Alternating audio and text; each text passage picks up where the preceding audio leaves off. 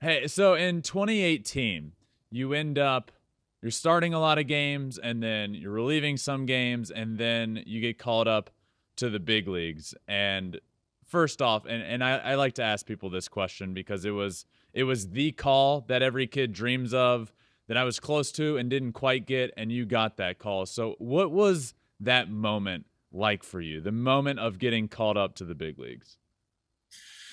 Yes, I was in Colorado Springs. I actually remember my last start was in Colorado Springs before I got called into the office, and you just had a horrible start. And they're like, "Hey, this isn't a punishment, but we're moving you to the bullpen." And at first, I was like, "Oh man, what this sucks." And then our manager Rick Sweet was like, "No, this is a good move. They're moving you to the bullpen. The big league club views you as an option to help out in the near future." And I was like, "Okay, well that changed quickly." From I got demoted to the bullpen to wait, I might be in the big league. So then they had this plan. It was all scheduled out of how I was going to transition to the bullpen, scheduled days, scheduled innings, and then maybe three-quarters of the way through the schedule they had planned out for me. Um, I wasn't pitching that day. I'm sitting down in the bullpen. All of a sudden, the manager comes walking down, and we have Tim Dillard, who's been was Yeah, in the big leagues for a little bit, but a minor league lifer. hysterical. And he goes, "Someone's going up," and we're all like, "What do you mean?" He's like, "Skipper never comes down to the bullpen. He always stays in the dugout." So we're watching. We're kind of looking around. Hey, who's it going to be? And he grabs me and pulls me to the side and says, "Hey, go pack your things. You got a flight tomorrow morning.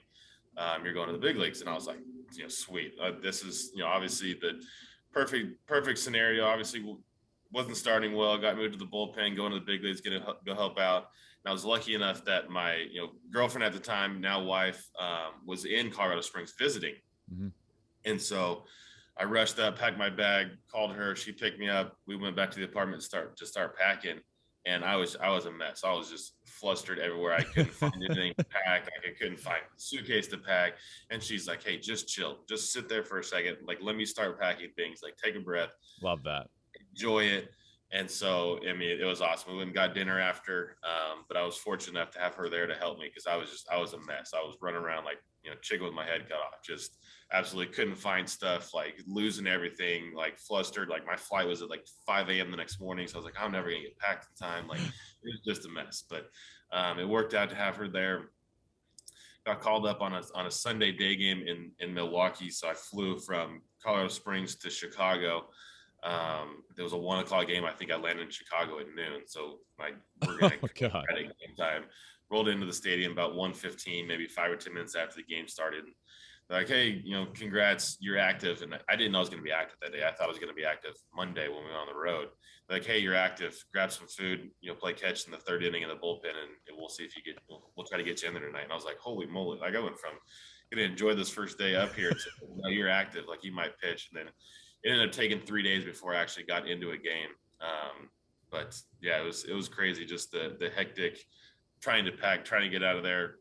Hey, you're not going to be active once you get there. Okay, no, you are active. Get ready to pitch. What were the nerves when you 3 days later when you did finally get that call from the pen to come in? Like, were you more nervous than you've ever been, or were you calm, cool, and collected? Yeah, I mean, I was pretty nervous. I was lucky. My first really day in the big leagues was we were in Milwaukee, and then we were going on the road. We went to Miami. So my first day in the big leagues, I went from Milwaukee to Miami, which is probably arguably one of the best road trips as far as hotels and stuff goes. Is Miami trip. Um, so I was up for 3 days and never even warmed up, never even got called down to hey, start getting loose. And eventually we got to the fourth day, and counsel goes, "Hey, you're gonna pitch today." And he's like, "I promise you, you're gonna pitch today. We got some guys down, like you're pitching." I was like, "Okay, yeah, sure, counts. Heard that before."